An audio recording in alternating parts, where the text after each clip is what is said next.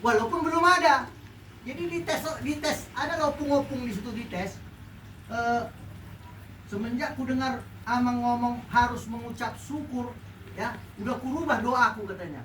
Tuhan, sembuhkanlah penyakitku. Biasanya kan begitu dia kan. Tuhan, sembuhkanlah penyakitku katanya. Nggak sembuh-sembuh rupanya Amang. Begitu ku dengar, ku praktekkan. Apa Inang praktekkan, ku bilang. Kurubah doaku tiap pagi. Tuhan, terima kasih. Engkau sudah menyembuhkanku katanya. Padahal belum. Berapa kali Inang ngomong, ya nggak lama Inang, Amang, nggak sampai sebulan. Terus-terusan tiap pagi ku bilang, sembuh sendiri katanya. Ada penyakit yang nggak sembuh-sembuh. Entah sakit di mana nggak tahu lah itu. Nah, betul kan Inang?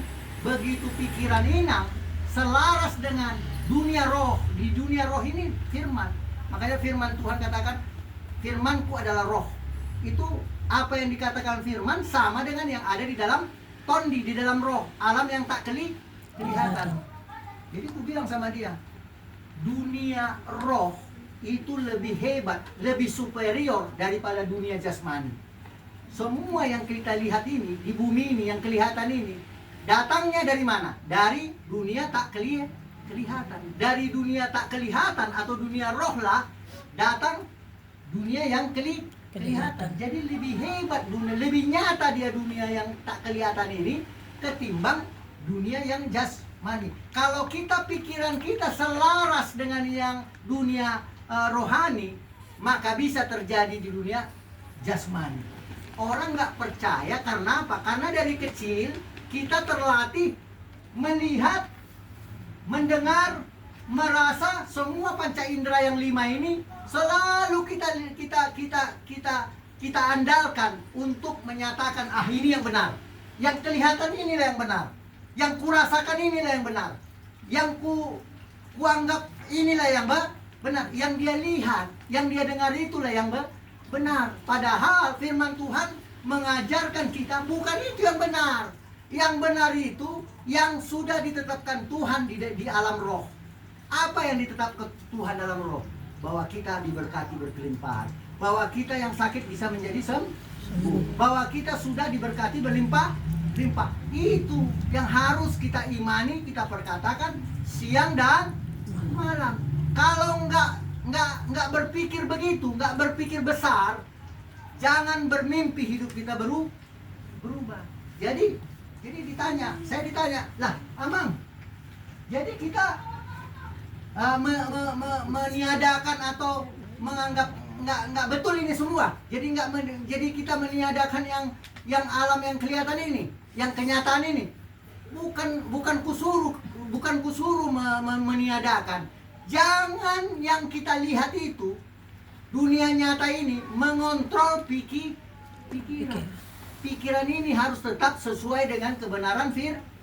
Sekalipun aku masih sakit, sekalipun aku belum berkelimpahan, tapi janjimu di alam roh, di dalam tondiku, aku sudah sembuh, aku sudah sehat, aku sudah diberkati berkelimpahan, anak-anakku sudah berhasil, semua yang kulakukan berhasil, semua yang kulakukan berkemenangan, aku menjadi naik, tidak menjadi turun, apa saja yang kuperbuat berhasil, semua yang baik-baik. Kalau di dalam roh, di dalam tondi. Jadi inilah sebenarnya, hanya ini aja sebenarnya. Kita harus syukuri itu, walaupun belum kelihatan. Makanya iman adalah apa? Dasar dari segala yang kita harapkan dan bukti dari segala yang tidak kita lihat. Dari kecil kita Inang hanya terlatih apa yang kita lihat, apa yang kita dengar. Makin gemuklah kedagingan kita, makin sulit kita percaya. Kalau nggak salah berapa minggu yang lalu saya udah kasih tahu ada kesaksian orang berdoa kaki yang cacat, yang pendek sebelah. Kenapa dia sampai 25 kali baru dia terjadi mukjizat? Karena selama 25 kali dia berjuang, berperang dalam pikirannya untuk mana lebih dipercaya, kuasa di dalam roh atau kuasa secara jasmani. Karena dia pasti bimbang. Waktu udah 20 kali pasti diserang pikirannya. Nggak mungkin ada mukjizat sanggup untuk menyembuhkan yang kaki sebelah, tinggi sebelah. tapi dia melatih percaya dalam nama Yesus ada roh Tuhan di dalam saya, bahkan sanggup membangkitkan Yesus dari kematian sudah ada di dalam saya. Jadi dia juga memakai ayat itu di dalam pikirannya. Tidak, saya yakin yang ke-25 kali tiba-tiba terjadi mujizat. Terus terang Inang, kalau kita melatih kayak gitu, kurasa 100 kali pun belum tentu terjadi. Tapi bukan berarti roh di dalam kita itu tidak yang bikin itu tidak bisa pikiran kita yang tidak percaya. Dari mana tidak percaya itu? Ya dari kecil kita dilatih, cuman tergantung apa yang kita lihat, apa yang kita dengar, apa yang kita pikirkan, apa yang kita rasa. Jadi kalau perempuan suka aku merasa ini, aku merasa itu, itu daging.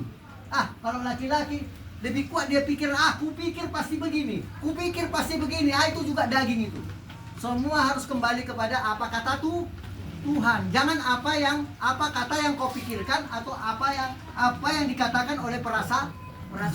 Ini yang paling sulit ini, memerangi diri sendiri untuk tetap mengimani apa yang Tuhan sudah sediakan dalam hidup kita. Kami percaya bahwa pada hari ini kita sudah mengerti bahwa roh di dalam kita, ya, hanya itu yang sanggup membawa kita dari kemenangan kepada kemenangan. Yang terakhir saya mau ambil satu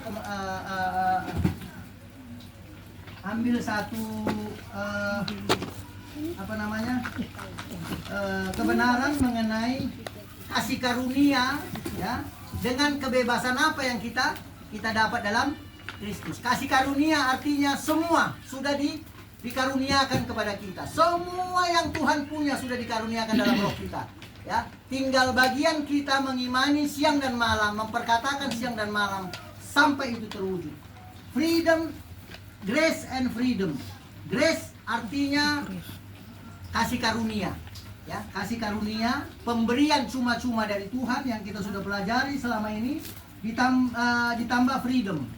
Freedom itu kebebasan, kemerdekaan. Kemerdekaan itu dalam apa saja ada 3 hal. Yang pertama, kemerdekaan dari hukum Taurat. Jadi kita tidak lagi iman kita di bawah hukum Taurat, ya, tetapi di bawah kasih karunia. Jadi jangan lagi kita diajar kebenaran yang salah, bahwa hanya melakukan hukum Taurat lah kita bisa dibenarkan atau bisa diselamatkan. Tidak lagi. Hukum Taurat itu di perjanjian lama, ya. Hukum Taurat kalau yang 10 memang betul, kita memang harus memiliki moral, ya, hukum moral. Memang itu adalah budaya kita sebagai anak Tuhan. Tapi hukum Taurat di perjanjian lama ada 613 atau 600 lebih. Itu semua tidak lagi berlaku karena semua sudah digenapi dalam Kristus Yesus. Jadi ini kita merdeka dari hukum Taurat. Jadi tinggal mengikuti Tuhan Yesus, tunduk kepada Tuhan Yesus. Tuhan Yesuslah fokus kita, maka kita bisa berkemenangan untuk hidup selaras dengan hukum-hukum Tuhan, ya. Hukum-hukum Taurat itu banyak ditambah-tambah di perjanjian lama. Yang kedua, hukum dosa dan hukum maut. Kita sudah bebas dengan hukum dosa dan hukum maut. Apa artinya? Dosa tidak lagi membawa kita kepada neraka. Tidak lagi membawa ke neraka. Karena dosa telah diselesaikan Tuhan di kayu salib. Dosa yang lama, dosa yang sekarang, bahkan dosa yang akan. Nah, sekarang yang berdosa siapa? Yang bagian mana dari hidup kita yang berdosa? Tubuh jasmani tadi. Tubuh jasmani dan keinginannya yang kalau kita jatuh dalam dosa, dialah yang melakukannya. Tetapi manusia tondi kita, manusia baru kita yang sudah menyatu dengan tondi purbadia, sudah sempurna, sudah sama seperti Yesus, berkuasa seperti Yesus, sama persis kuasanya dengan Tuhan Yesus. Karena apa? Karena sudah menyatu dengan Roh Kristus atau Roh Kudus. Makanya Tuhan bilang, kalau kau percaya kepadaku, engkau juga bisa melakukan seperti yang aku lakukan, bahkan lebih. Jadi bukan manusia jasmani kita yang sanggup melakukan itu, tapi manusia baru di dalam kita. Itulah yang ke sorga nanti. Dan itulah yang diutus sekarang dari sorga ke ke bumi untuk menjadikan bumi ini menjadi seperti surga. Jadi luar biasa kemerdekaan. Yang ketiga, kemerdekaan dari prinsip-prinsip duniawi. Artinya di dunia sekarang banyak yang mengatakan secara legalisme, oh harus begini dulu baru begini, harus begini dulu baru begini. Oh itu tidak ada lagi. Kita sudah merdeka dari itu. Pernah dengar ada gereja harus memakai minyak atau apa untuk bisa menyembuhkan? Pernah kan dengar minyak urapan lah segala macam? Nggak ada lagi seperti itu. Itu perjanjian lah lama. Lagi pula minyak tidak bisa menyembuhkan. Bagaimana minyak menyembuhkan kanker atau apa? Nggak akan ada itu. Kalau menyembuhkan yang pegal-pegal boleh, menyembuhkan yang penyakit apa boleh. Jadi nggak ada itu. Tetap Roh Kristus yang di dalam kita yang menyembuhkan dalam nama Yesus. Jadi inilah prinsip-prinsip duniawi yang ditambah-tambah. Harus begini dulu, baru Tuhan berkenan. Harus begini dulu, baru kita memperoleh yang terbaik. Oh nggak ada itu. Hanya iman kepada apa yang Tuhan sudah sediakan dalam roh kita. Percaya dalam nama Yesus. Aku nggak mau tahu mau keadaannya begini, mau situasinya begini, tapi aku mau berfokus dan percaya apa yang kata Tuhan. Baru itu bisa terjadi. Kalau nggak akan mungkin kita bisa menerima.